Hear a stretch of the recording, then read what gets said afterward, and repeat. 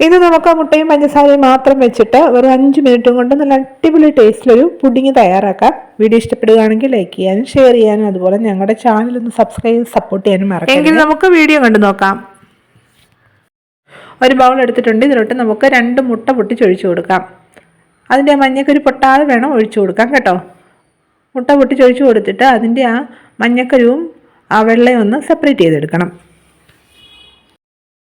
ഇതേ രീതിയിലുണ്ടല്ലോ, കൈ ഉപയോഗിച്ചങ്ങ് കോരി മാറ്റിയാൽ മതി കേട്ടോ. ഒട്ടും തന്നെ മഞ്ഞക്കരു പൊട്ടാതെ നമുക്ക് എടുക്കാൻ പറ്റും. മുട്ടയുടെ മഞ്ഞയും വെള്ളയും നമ്മളൊന്ന് സെപ്പറേറ്റ് ചെയ്തെടുത്തിട്ടുണ്ട്. ഇനി ഈ വെള്ളയിലോട്ട് നമുക്ക് 2 നുള്ളു ഉപ്പിട്ട് കൊടുക്കാം. എന്നിട്ട് നന്നായിട്ടൊന്ന് ബീറ്റ് ചെയ്തെടുക്കണം. ബീറ്റ് ചെയ്യാൻ വേണ്ടി നമുക്ക് സ്പൂണോ ഫോർക്കോ അല്ലെങ്കിൽ ഇലക്ട്രിക് ബീറ്ററോ ഉപയോഗിക്കാവുന്നതാണ് കേട്ടോ. ഞാൻ ഇലക്ട്രിക് ബീറ്റർ ഉപയോഗിച്ചിട്ടാണ് ഇതൊന്ന് അടിച്ചെടുക്കുന്നത്.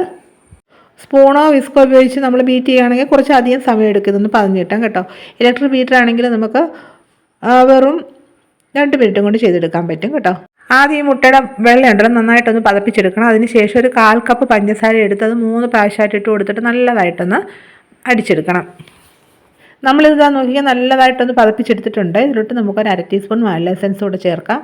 എന്നിട്ട് വീണ്ടും ഒരു 1/2 മിനിറ്റ് നേരം നല്ലതായിട്ടൊന്ന് അടിച്ചെടുക്കണം.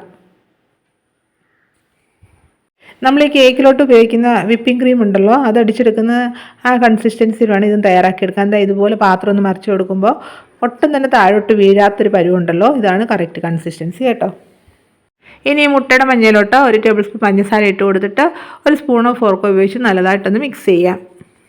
സ്റ്റവ് വെച്ചിട്ട് ഒരു പാൻ സ്ഥലത്തോട്ട് വെച്ച് കൊടുത്ത് ഇതിലോട്ട് 2 തുള്ളി എണ്ണ ഒഴിക്കുക. എന്നിട്ട് ടിഷ്യൂ പേപ്പർ ഉപയോഗിച്ച് നല്ലതായിട്ടൊന്ന് തുടച്ച് മാറ്റണം.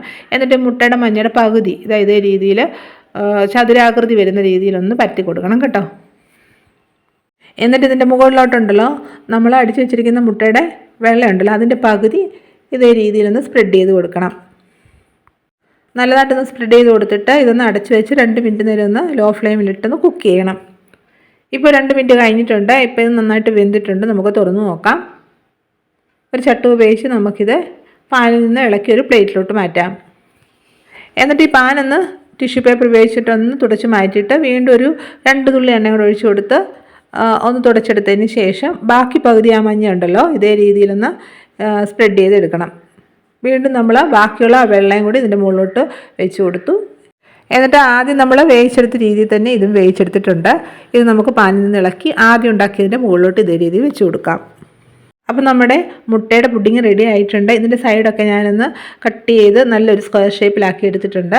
ഇനി നമുക്കിത് ഇഷ്ടമുള്ള ഷേപ്പിൽ കട്ട് ചെയ്ത് കഴിക്കാം. കുറഞ്ഞ ചിലവിൽ കുറഞ്ഞ ഇൻഗ്രീഡിയൻസ് വെച്ചിട്ട് നല്ല സൂപ്പർ ടേസ്റ്റി ആയിട്ടുള്ളൊരു പുഡിങ്ങാണ് നമ്മൾ തയ്യാറാക്കിയിരിക്കുന്നത്. എല്ലാവരും ഒന്ന് ഉണ്ടാക്കി നോക്കണേ.